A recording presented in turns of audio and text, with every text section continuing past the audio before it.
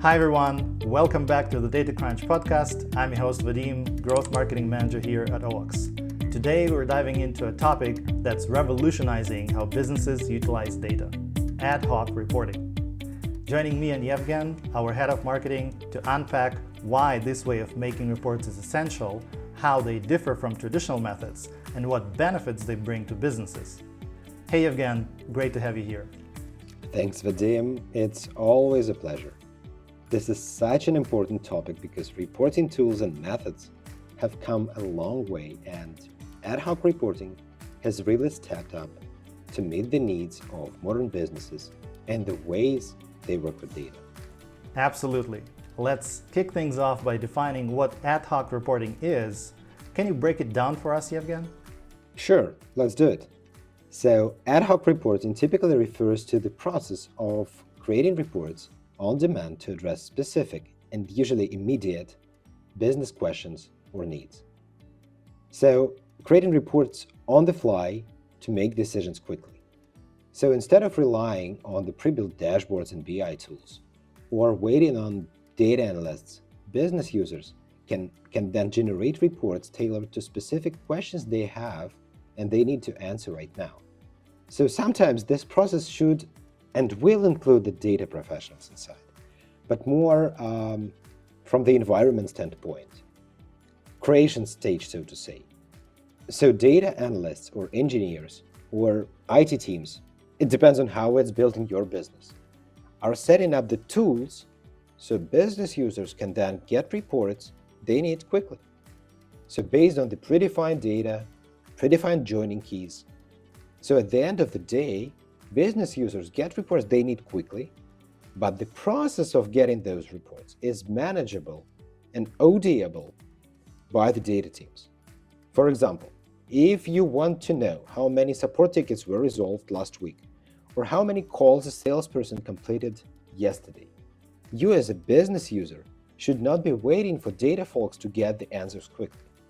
And the data professionals should not be doing this as well. They should be working on data modeling, data preparation, but not answering those quick questions by all of the business users. I see. So it's like having a personalized reporting tool that lets you dig into the data when you need it without jumping through the hoops. Exactly. And the best part, it's not just about numbers. Because the easier the ad hoc reporting tool is, or let's say the ad hoc reporting process built within the organization, the more chances the end users would be able to add visuals, charts, graphs, tables, to make those data insights clearer and easier to act on right away. That sounds like a game changer. But let's talk features. What makes a good ad hoc reporting tool stand out? Basically, on this podcast, I don't want to talk too much about the specific tool names here. Well, the best one is Google Sheets, sure. But there is typically no data in it. So instead, I'd rather talk about the principles we envision and the possibilities that the ad hoc reporting process should bring in. So there are a few key things here to look at. The number one is the access to the required data from multiple sources. This is very important. You as a business owner should have access to the data you need for reporting. If you're a marketer, probably you need what? Website sessions, leads, customers, ad spend, page views, that kind of stuff. That data lives in different places. Google Analytics, Facebook ads, Google Ads, Sales CRM, maybe some other tools. Maybe you have a plan for the next month that lives in a separate spreadsheet. And that is where the thing number two comes into place. You should have a single storage for the data. Not you specifically, the business you work for. And the data from all of those different places should live in any sort of a data storage, a data warehouse like Google BigQuery, Snowflake, Databricks. Because marketing is not alone. The best way to have all of the departments working with the same data and looking at the same metrics is to model the data before business users can access them. And the data modeling happens inside the data warehouse. So creating those objects that live in the real life, like I mentioned, sessions, ad spend, visitors, leads, clients, products, offers, orders, brands, you name it. And it really depends on the industry your business is in. But then it's super specific for each unique business. Great. So we have access to the data and then the corporate storage. You've mentioned a warehouse. What's next? Oh yeah, so number 3 is the right setup made by the data team or by the tool you're using. So most of the reports you need on the day-to-day basis are based on the multiple sources. If you need a single source report, you would probably not think about the data analytics platform. You'd probably go and take the data you need from the platform you have the access to. Like, for example, if you need the page views, you would go to Google Analytics. Or if you're looking at the Facebook advertising spend, you would go to the Facebook platform data. But if you need the overall advertising expenses mapped to the sessions on the website and the conversions those campaigns generated, you need those data to be connected. But here's the thing. There is plenty of ways to connect the data, and most of them are incorrect. This is where the business really needs a data professional to teach the reporting tool to join the data in the right way. And we call this creating a source of truth. Yeah, source of truth. I love this. So creating this single source of truth within the organization to work with the same data across all departments. But how to deliver this source of truth to business users? So the next thing to do is to connect the dots between those objects, sessions, visitors, leads, clients, and create the data marts that business users can use. Data mart is typically a SQL query with all of the fields potentially inside each of the objects, just the ones I've mentioned, like sessions, visitors, plus the join keys between those tables, between the fields inside those tables. So that is the source of truth. Business user then can just filter this all out, select the fields he needs, run the query into whatever, Google Sheets, Microsoft Excel, the tool that he is comfortable with using, sort the data, select the fields that he really needs for the specific report, then play the data, visualize the data with pivots, charts, those easy tools within the spreadsheets. Maybe build a few of the other reports like the same one, but for different combinations of filters, so to say cohorts. And then automate those reports on a schedule if he decides that he will need this report more than once. But that's really the best way to make decisions in day-to-day operations. Great. I love the strategy. Let's clarify the steps one by one. Okay, so I think it sounds too complex, but it's not. So first things first, data professional, data engineer, data analyst collects all of the business data that might be required for the reporting into a data warehouse and then models that data into objects. So when I say object, that's a view or a table with the details of the object from the real life, like product or the visitor. And then it's time to create those trusted data marts based on those objects, like connecting visitors to sessions, connecting ad spends to conversions. So at the end of the day, the business user, a marketer, a FinOps specialist, a product manager, sales, whoever, anyone within the business, then just grabs that data mart from the list, named, let's say, blended ad spend report, and runs it in the Google Sheets. Maybe he doesn't need some of the traffic sources, so he just filters that data out or specifies the data range, then sorts the campaigns by revenue descending, and that's it. If you're a visual person, go get a chart in Google Sheets. There is no other visualization tool that is so easy to get it. And then, if you like that report, just set it to update every workday, Monday, Friday, 8 a.m. And just revisit the document every day at your pace to check it all out and make the business decisions.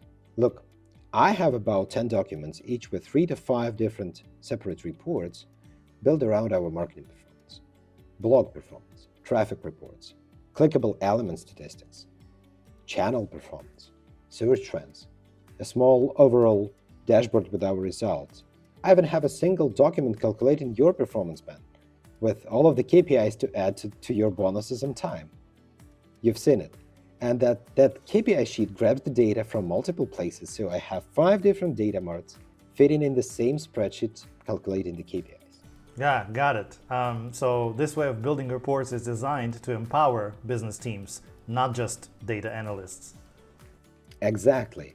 So ad hoc reporting is about making data accessible to whoever they need, when they need, in the form that is easier to digest. All right, let's switch gears for a moment. Traditional reporting tools have been around for a while, but they don't quite cut it anymore. Why is that? So traditional BIs, like nice and fancy dashboards, Looker Studio, Power BI, Tableau, they were great in their time. But the problem is they are outdated. They provide predefined reports that don't allow the business user to explore data beyond the set parameters. And businesses today deal with a vast amount of data from multiple sources: ad platforms, social media, CRM systems, internal systems, market researches, tools, platforms, you name it. So to make informed decisions, business users typically need the reports that adapt to their questions quicker than the traditional BI tools. Right, and I imagine this lack of flexibility can slow things down. Well, I would say that traditional BIs are flexible. They are flexible enough, but at the same time, they are technically complex. And this creates the bottlenecks in the whole reporting process. Analysts are overwhelmed with the number of requests from the business users. Decisions are delayed, and the growth opportunity are just missed. I see. That's where ad hoc reports come in, right? Look, businesses already have tons of data, but the challenge is extracting the insights from it, because typically business users are far away from that business data. Dashboards cannot twist and spin data in all the ways that the end users need. They are static, which means businesses miss the opportunities to improve the processes and get more money. Ad hoc reporting changes the game here. It allows business users to quickly access and analyze data on demand. Need to know why your latest campaign didn't perform as expected? You can dive into that data immediately, uncover insights, and adjust your strategy in real time instead of going to a data analyst and saying something like, I've seen we are doing bad. I've seen it yesterday. Please get me a report specifying this and that. And the data professional says, great, your position is number 11 in the queue. I'll expect you to get this in 2 weeks, yes? Exactly. But you are missing on sales right now, not tomorrow, not in a week, not in 2 weeks. You cannot wait longer to get the insights about yesterday's campaign. So it's not just about reporting, it's about making faster decisions, correct? Ideally, reporting is always about making decisions. Faster decisions, data-backed decisions. So ad hoc reporting empowers businesses to be more agile, which is really essential in today's fast-paced environment. Exactly. So let's clarify something for our listeners. How do ad hoc reports differ from canned reports? Great question.